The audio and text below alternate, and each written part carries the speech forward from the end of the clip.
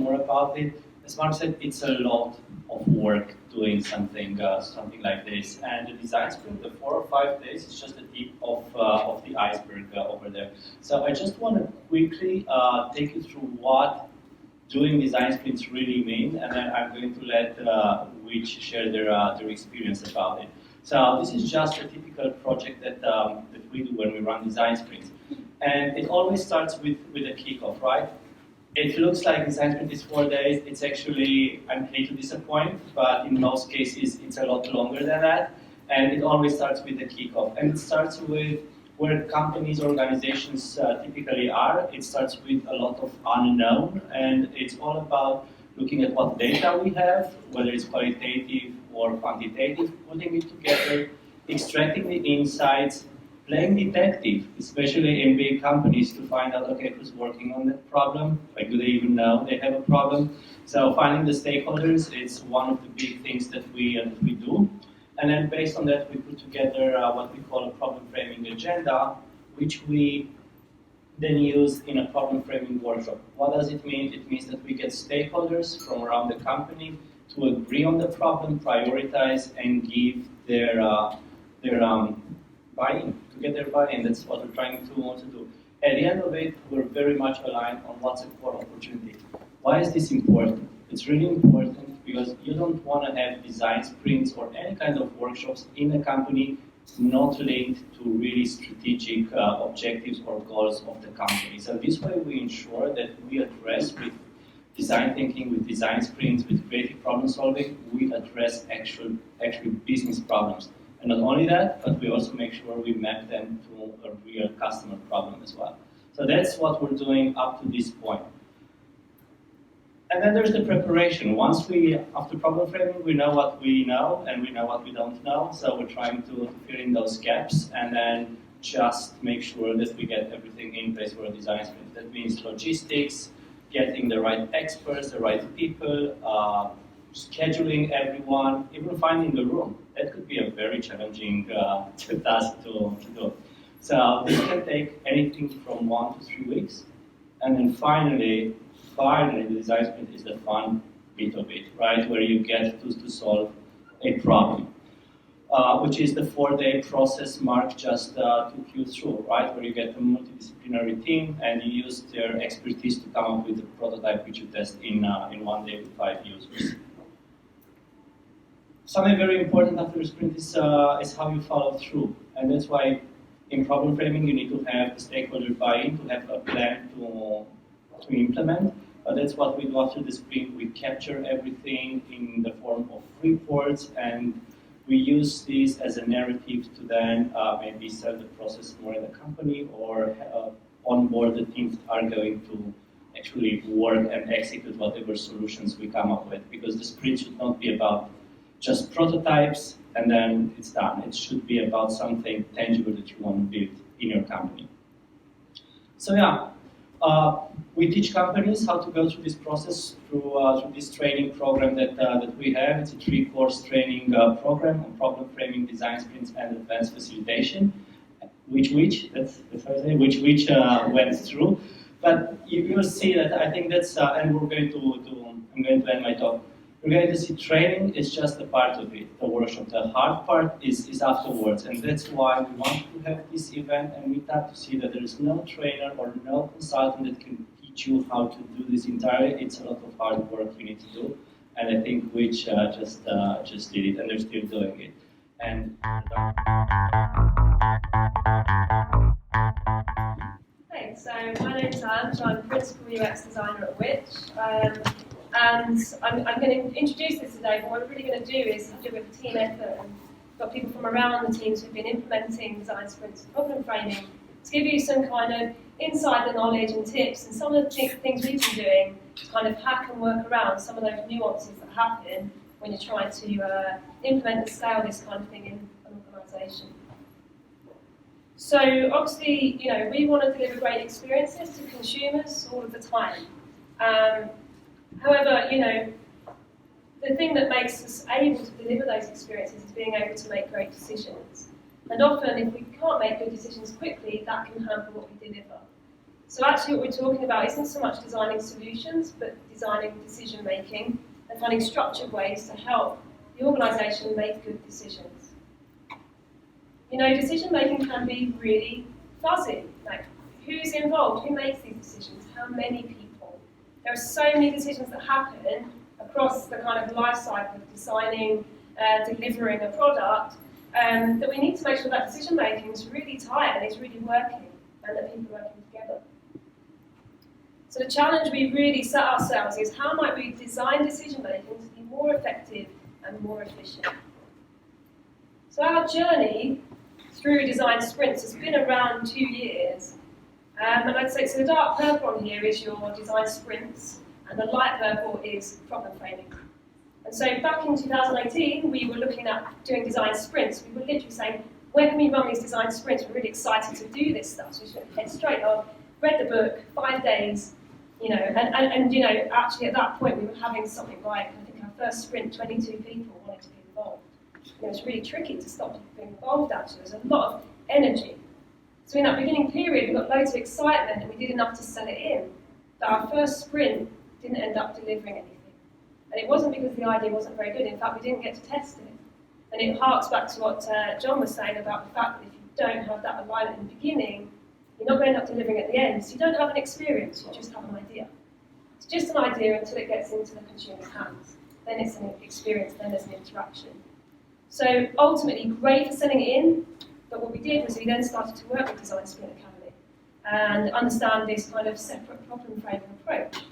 So May this year, we looked at bringing in problem framing separately for our user experience, and in that session, we were able to bring all the key stakeholders along and get some kind of alignment and sign off on the problem we're solving. And empower the team to then go and solve that problem, and the outcome of that sprint has been delivered. So yes, but it's come to fruition. So we were actually able to deliver an experience to the world via this process. But it required the alignment at the beginning to make sure we could commit to resource after the sprint and enable that to happen. And what you can see as a trend line is actually we'll be doing more and more problem framing. So in doing the problem framing and showing how it can align people, we've been then scaling this up to reach outside of digital products and all across the business as how we can help people to make decisions using these great tools and techniques. So just a few bits to kind of dig into for me really is that, so about a year ago we're saying we want to run a design sprint, we need 5 days of 8 people's time. That's actually quite a big ask. So we were hearing things like either at the extreme end, I want everyone involved, and at the other end we heard, well, I've got work to do, I can't take time out to do a workshop. So we have a lot to do, so this is the work. It's not a separate ideation session, it's the work. Whereas today we're saying we can help you solve a problem, we can get you aligned on a problem in a day. We just need a day of your time to align on a problem. And that's been really effective in terms of getting those techniques in and then building the appetite to continue into a sprint. But we didn't start with a day, we had to start small and iterate. So our first problem framing was 2 hours. I said, we can't give you more than 2 hours, the senior stakeholders very busy, lots of meetings, as you know. So we ran the problem framing in 2 hours, we made a lot of sacrifices, we couldn't run everything to the letter, but that's fine. We did just enough. Sent out a feedback form, and the big ask was, can we have longer next time, please? That was really great. Which was perfect. It's like, yeah, okay, we're going to do another one, but now we want a day. And then we had everyone say, oh, we'll do a day. We cleared the diaries, they got a day, and we've been getting a day ever since. Then we did the day's problem framing, and we got the feedback, can we spend more time on how might we? They're really difficult. So then we started to split out, do how might we for longer on the day, and then split out the statement to the next day. Because we learned that doing a problem statement at the end of a very long day of problem framing is really energy zapping for people, and you want people to be at their most creative at the end of a long day. So we split that out and put that the day after. So we're just building over time. And then again with the 22 people, I don't know if you've tried to do 22 people's worth of how might we write them up, but believe me, you don't want to be doing that. So actually what we're saying is, yes, you can be involved, but it's right people at the right time. So we have our kind of senior decision makers being creative in framing the problem. They have a real role to play. And we might be pulling one of those across to the sprint team to be the decision maker. But at that point they can then let go and we've got a different team doing the design sprint. And that team could be the product team or it could be a separate team. So we're just not involving everybody in everything because that's not productive. We are giving the right people the right say at the right time. And then you've got the investment and the understanding from the off. And then again, this really kind of correlates to what John was saying about that momentum, is that actually to facilitate these things, we can't just learn to facilitate a sprint, we have to facilitate the actions around it and the moments in between, because actually to get from insights to problem framing requires things in between. To get from problem framing to a design sprint requires work in between. And to get from a design sprint to your first iteration in a build requires work in between. So for example, you might need experience mapping and personas to come out of the insight and build those to put into your problem framing session. You might, during your problem framing, you might want to think about getting a value proposition together so you can feed that into the design sprint. And whilst you're doing your design sprint, you might want to build hypotheses for testing it live. So what we're trying to do in terms of keeping momentum is don't do these things after the event, try and make these the deliverables from the event. So when you're gathering insights, produce these things as you go. And it's really tough, but you need the right disciplines involved across the functions to make this happen. And the facilitator needs to try and pull that together. And that's a big job, actually. It's a big job. But as a facilitator, what you don't want to be doing is producing these four at the bottom. That's the work of the team. And your job is to just get that pace and cadence through this. So at this stage, I'm going to hand over to Drew to dig into some of these areas. Thank you.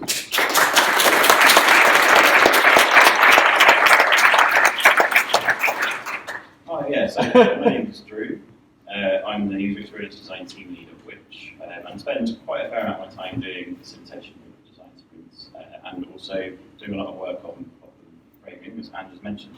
And I want to look today at some of the problems that we've had with problem framing, and the ways that we've overcome it. I'm curious though. So I think I agree with the statement that thinking about problems is difficult work, and the problem framing provides us a really structured way to try and do it. But the problem that we have with that, I'll kind of go through as I go through the presentation. So trying to understand problem framing, why are we at problem framing, and where the problems might come from. So organisationally, we problem frame because we want to move from a place where we've got lots of activity going on, where there's no real clear direction, to somewhere where we've got really efficient and effective ways of working and we're making lots of impact in the areas that we want to. And strategically, we want to do it because we want to move from having broad, vague, unconstrained problems that sap our time away and help us to not deliver anything that's of any real use, to a place where we've got impactful, audience-led problems that play really well to our strengths and help us to design things that really are going to be impactful for the audience that we want them to be.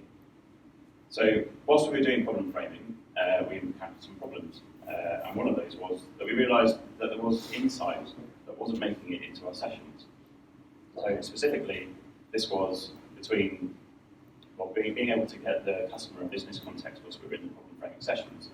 And what I found in the sessions that I was running is that people were coming to the sessions and we had a small amount of time for each of them to talk about the things that they were doing and the consumer and the customer and the business context and all the problems that they were having, what they'd done, how far they'd got with it. And that was taking up a lot of the sessions. In a couple of sessions, I had to kind of abandon the idea really of actually doing anything other than just getting them to talk about it. Mainly because I feel that they had to talk about it, they needed to talk about it, they had to get it out there. But the issue was, it was causing problems for actually continuing along the process and making sure things worked properly. So in order to try and stop this from happening, we got in contact with the Design Sprint Academy, and they came in and spoke to us, and they gave us a problem framing briefing template that we have used and then kind of moved around a little bit, some different bits and pieces to make it work for us. But what we've seen since we've been using this is that when people come to the sessions, and we send this out as that kind of annoying evil homework that you get before you have to go into a session, and we get them to talk about the problems in the way that we want them to talk about them, so that when they come into the sessions, they're really structured. Other people in the sessions can listen to them, they can write down things that they need to take out of the things that they're saying, so they can move swiftly on to doing the other parts of the problem framing. So yeah, I mean, as you can see here, there's the questions are around just making sure we tease out from the people what it is that they're really trying to talk about, where the problems are, what stage they are in the problem, and really what success looks like for them, so that we can move really swiftly through the different parts that we're trying to do. So, did it work? Well, this is some pictures from a sprint that was run by Marcus, who's in the crowd. Some problem framing that was run by Marcus, who's in the crowd. And what it shows is that when we were doing problem framing to begin with, we probably didn't have anywhere near as many post-it notes on these pieces of paper, and also we didn't quite understand the difference between specific and general, or abstract and concrete there. But by having the template to use and the brief to use, it meant that when people were coming along, we could see the difference between problems that were really affecting people and problems that were at more kind of a systemic level, that enabled us to then think about how much impact those problems had on people, and then what we could do about them and any problems that could occur. So the things that we would do in a problem framing session. So then we were doing all right on that, but then we've got some other problems. We found that, as Andrew mentioned earlier, we found that people needed help to refine their how might we.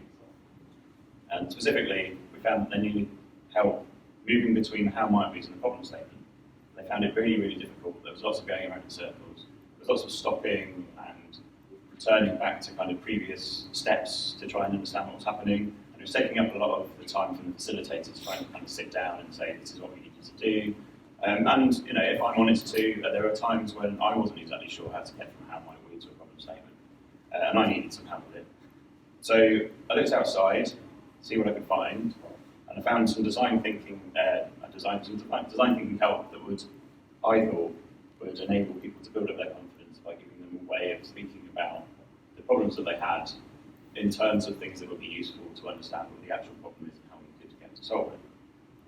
So we use this template now. It's called the Frame and Challenge template. And all it does really is it takes the problem, frames it as a design question, so turns it into a how might we, which I think gets past that difficult part of what is a how might we, just easily gets into it. And then starts to break it down. So what's the impact that we're trying to have? What ways might we achieve that impact? And then think about the context and constraints that you're facing. And then reframe it.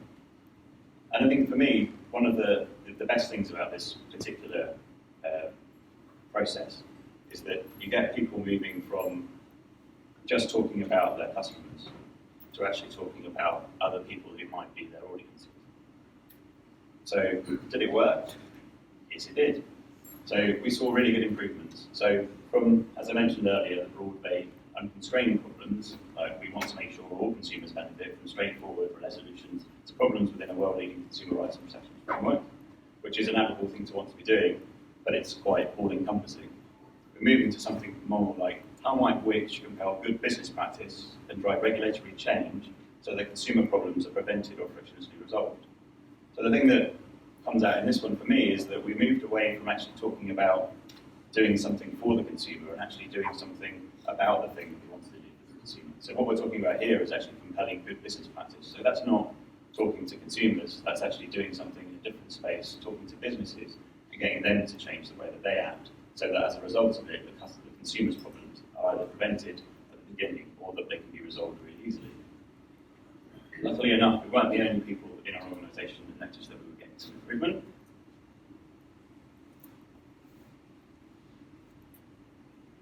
And then we got to a situation from having having iterated, I suppose, upon the original process, from something that took a long time to do to get between problem context and pain points, and something where we were chasing our tails on trying to get from how might we to problem statements, to something that now feels like this.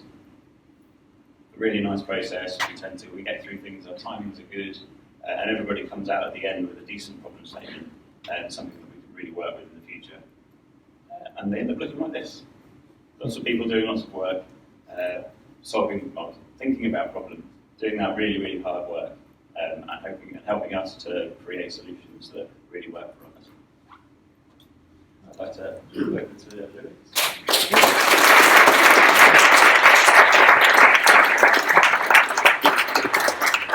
Thanks, Drew. Hi, everyone. My name is Lewis Skinner. I'm a digital product manager here at Which. And like these guys, I've been involved in several design sprints, problem framing sessions over the last couple of years, been in contact with DSA as well, learning all the tips and tricks. And kind of what I wanted to really talk to you about today is really concentrate on a recurring theme that we seem to have come across in several of these different design sprints. And that theme is around focus, or more specifically, the lack of focus.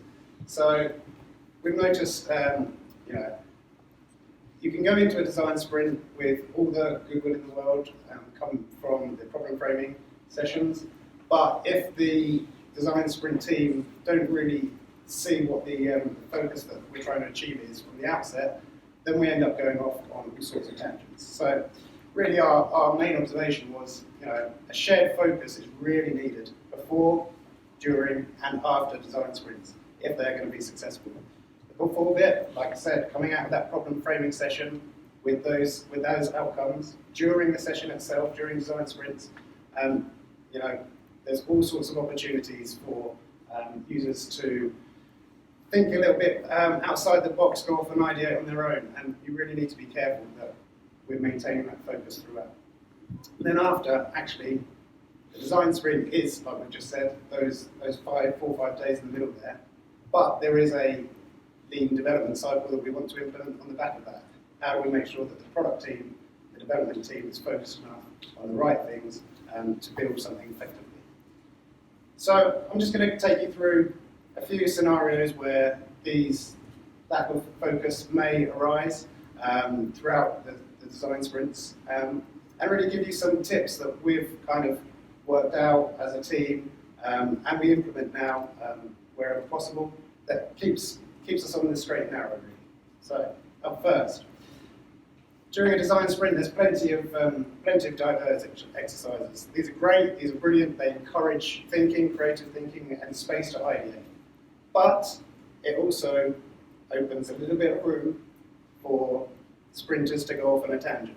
They don't quite have that focus that we set out for at the beginning of the sprint. There's easily an opportunity to move off on a different direction. Secondly, once you do go off in that different direction and come back to the team with your ideas, it's really difficult to compare them and also make decisions. So one of the main premises of a design sprint is to make decisions quickly, and if we're introducing some friction throughout that, then we're kind of going against the grain of what that whole design sprint is about.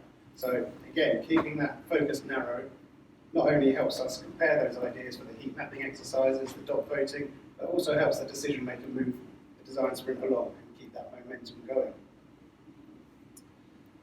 Thirdly, towards the end of the design sprint, and this is something that I have witnessed firsthand, is user testing.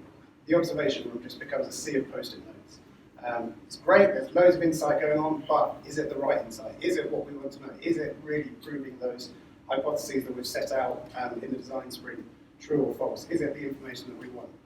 And also, on the tail end, the analysis side of things on all those written post-it notes is going to be huge. Is that actually slowing down our reporting side of things? And again, moving into that next phase, are we just adding on an extra chunk of time that we can easily avoid?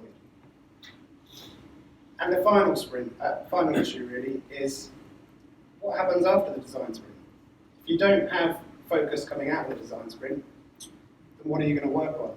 How do we know how to prioritize each of the ideas that were in the prototype without that shared focus among product, key stakeholders, and the sprinters themselves? We've already mentioned that the sprint team is likely to be different to the product team. So how do they all work together to make sure that shared focus is carried through from problem framing, design sprint, and into that lean development cycle? Lucky for you, like I say, we've experienced most of those, so we've already encountered all of those frictions and gone out there and seen what possible solutions we can offer out. And this isn't exhaustive. I've only got 4 examples here, but really they have helped set us from a bit of a slow pace in the early days to a much quicker moving with momentum. So first up, it seems pretty obvious, but key to the success of a design sprint is really reiterating those problem framing outcomes at every opportunity. Very likely that morning of day one, you will take these outcomes to the sprint team, but there's so much going on, there's lightning talks, there's how might we, there's ideation. Day 2 and day 3, they're easily forgotten. So what we like to do now is pretty simple, pretty obvious. Print out the long-term goal, the customer problem, the business needs, even the sprint questions. Print them out, put them in the design sprint space, make sure everyone's familiar with them.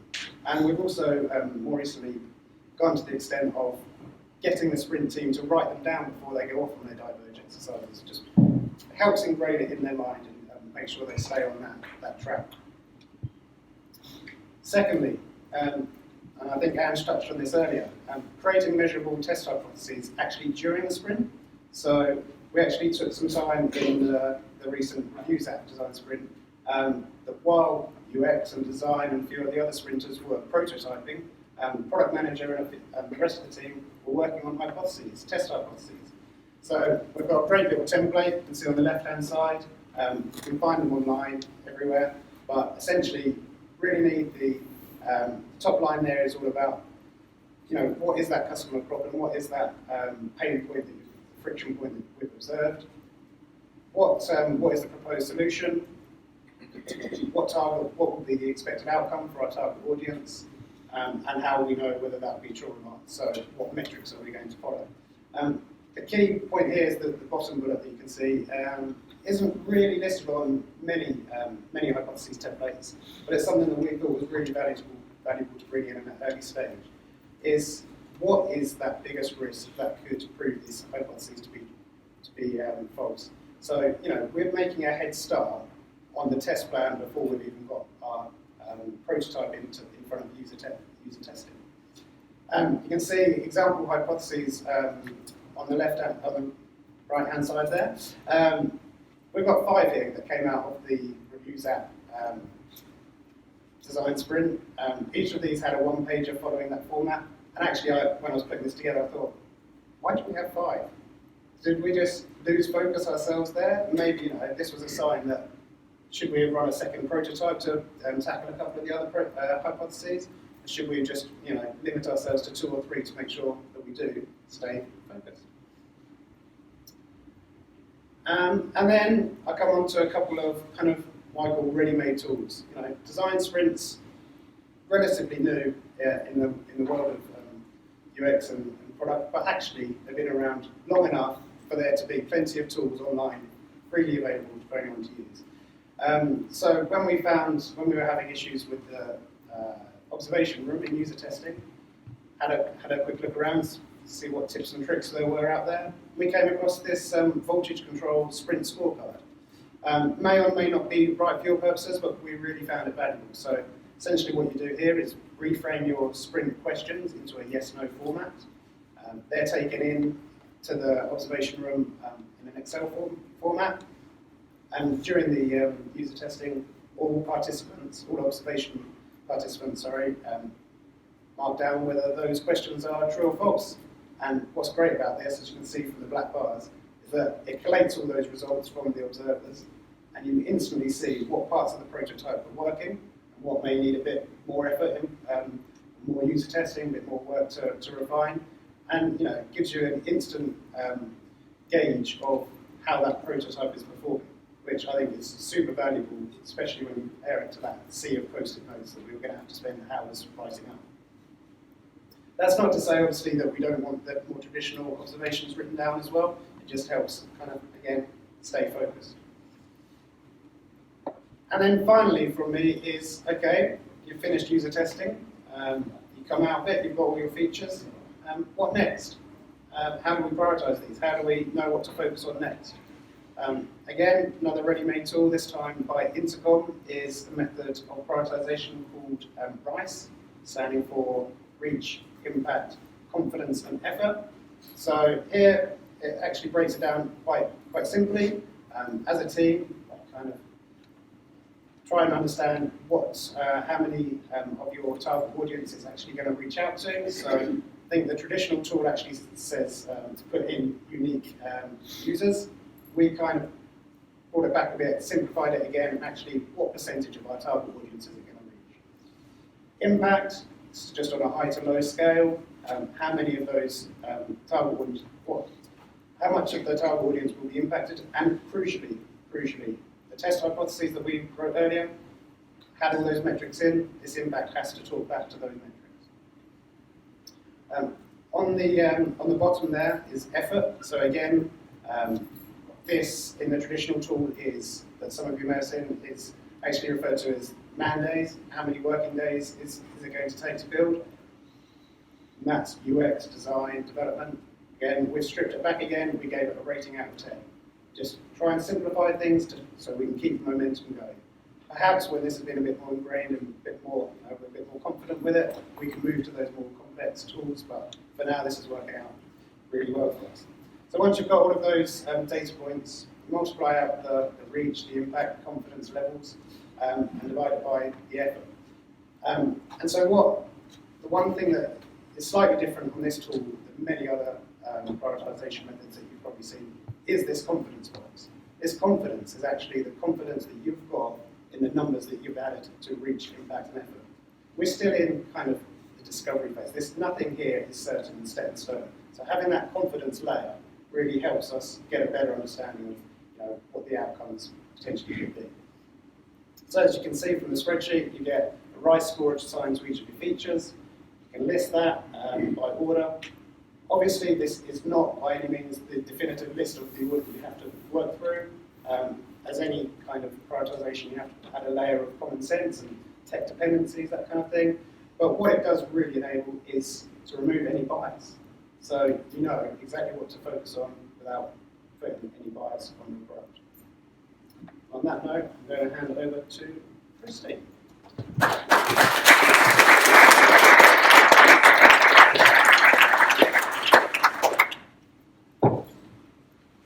Wonderful, thank you, team.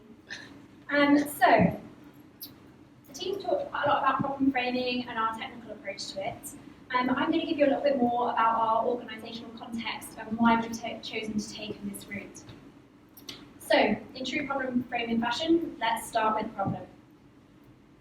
So our organisational challenges, we found that our staff were telling us that we're slow to make decisions. That's coming through in staff surveys time and time again.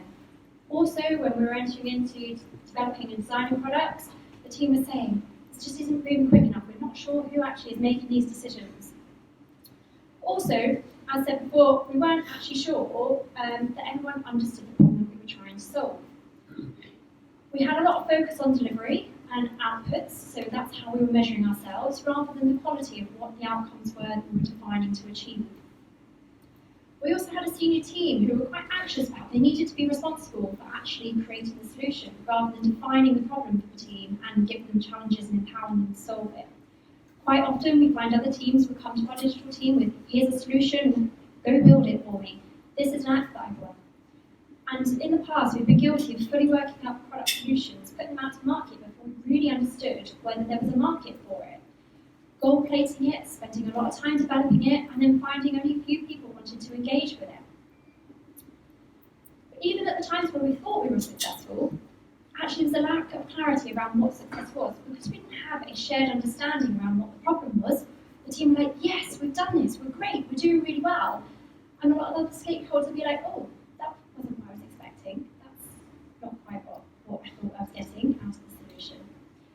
And also we had a limited innovation culture within the organisation, and our digital maturity was quite low, which we've been growing.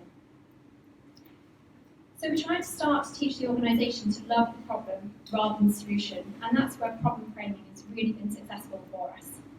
It's been a real vehicle that's helped us to achieve some shifts. You may ask yourself, how have we achieved this? What is the approach we've taken as an organisation? And for me, the key thing has been around alignment.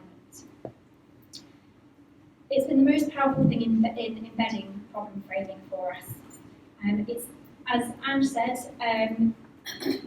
there's been a lot of underpinning of this approach across the organisation. It was nothing new for us, but packaging it in a different way that made it more easy to understand. We also had a new CEO who with it brought a lot of opportunities. We had a new strategy which we were able to heavily influence in how we would go forward, and also a new set of objectives which again aligns nicely with our approach to problem framing. We also, as part of it, set up an innovation and change framework, where problem framing was right at the heart of it, one of the initial steps that we had to go through before we embarked on any programs. This was really great for us, but we felt, how are we going to deliver this? And this is where the DSA came in for us.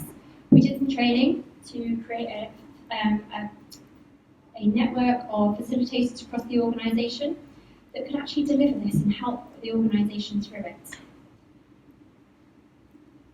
And we've been working in collaboration with medicines. Because having the problem at the heart of what we do is so important to our approach, we've also widened that with other tools and techniques such as business model canvases, lean canvases, and value propositions as well. So whilst we're starting with this as an approach, actually there's many techniques that we're trying to pull down on to improve our approach. So our successes, and we have had a few through this programme, and the team have talked quite a few about those as we go along.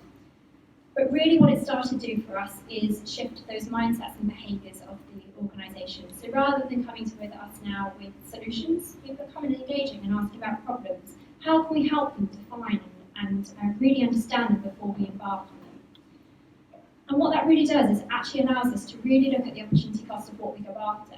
So rather than working something up fully and working out whether then people want it, actually now what we say, is this really a valid problem to solve? Allows us to start right at the beginning and make sure that we're putting our resources in the best places. We are a charity after all. Also, return on investment. So our investment in training with the DSA is the equivalent of us doing 3 sprints. So what we can prove out by that is actually by starting and making sure the work that goes into those sprints in the first place, to make sure they're the right thing, that's money paid back to us straight away. But one of the key things is around this reduced decision-making time for us. So now we can achieve in 1 day, which would have typically taken us 3 months in the past. By the time we found the right people, made sure that they were all aligned and on board, also ensuring that they had the right approach and they weren't with throw blockers, trying to get time in their diaries, actually it's given us much more cadence in the amount of time it takes us to make the decisions, but then actually move forward into delivery as well, which, as we said before, is the most important thing, given until our concept is in the user's hands, it's just a great idea. We've been using it as an upskilling tool across the organisation to seed out some of these approaches. So we've said it's nothing new for us, but actually the way we're now packaging it makes people think differently. They're coming to the sessions with a different mindset. They're not coming with preconceptions. The other thing we're able to do from it is actually break down some of those skills and seed them across the organisation in different ways. So some of the techniques that we learned to imply through the problem framing and design approach around using time to think and learn together, dot voting, actually we're using them all over the place now across the organisation. It's been also great to bring in diversity of thinking into the way that we come together around these problems. Rather than it being one person setting out, this is a problem I want to solve, or even worse, this is the solution I'd like you to go build with me, but actually by the groups being able to bring together a whole range of people who have some really useful input into these things. None of us sit here and think that any of us have the right solution ourselves, but actually by bringing people together, we can really now start to look across the organisation for those examples. And as we said, it's not always the same people in problem framing as then ends up in our sprint teams. So it really means that we can drill down and harness the right people within the organisation. What has been great for us as well is we started within the digital team, within our product teams and our technology teams, but actually we started to take this approach outside. So we now work across our impact teams, we've worked with our people team, areas where you wouldn't think this would necessarily be an application. There's a real interest. As you saw from the quote from Drew and our Director of Policy, there is a real appetite within the organisation to really try things. We're really living and breathing our build, measure, learn approach, not only within our team, but now across the organisation.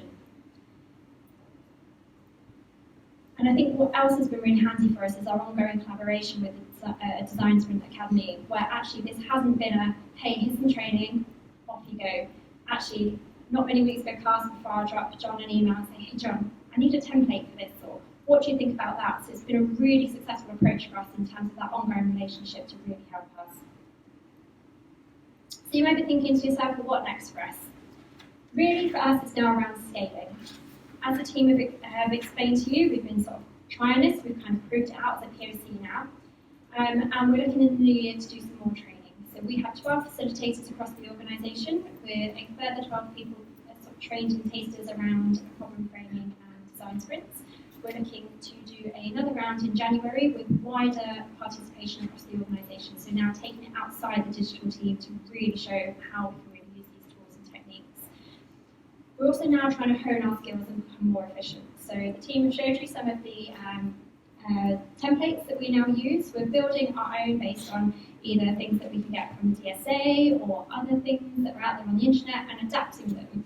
So when we come across and start doing a design sprint or a problem framing session, we're no longer starting from scratch. We've now got a catalogue of materials that we can draw down on quite easily and share experience across the team to make sure that we're taking the best approach possible for the outcome we're looking for. And as I said before, just about breaking down those skills to really now see them across the organisation, which means that we're increasing our digital maturity, but also trying these new ways of working and really building up the appetite within the organisation. So, this brings us on to our top tips for you then, in terms of taking things away this afternoon. Ange, what would you say your top tip for the team is? My top tip is to keep momentum by bringing together the right resources in between the kind of sprint and problem framing phases so that we can move from one to the other with real efficiency and effectiveness. Drew? I think mine would probably be that if you're facing any problems, it's a really good idea to try and talk to other people about what those problems are and see if they've got any solutions, whether it's talking to John, whether it's looking on the web, or whether it's kind of just talking to you, the people that work in your business, because I'm sure that others of them have solved similar problems. It really seems to help being able to talk to people about what's going wrong and how they can help you and make things better. Lewis?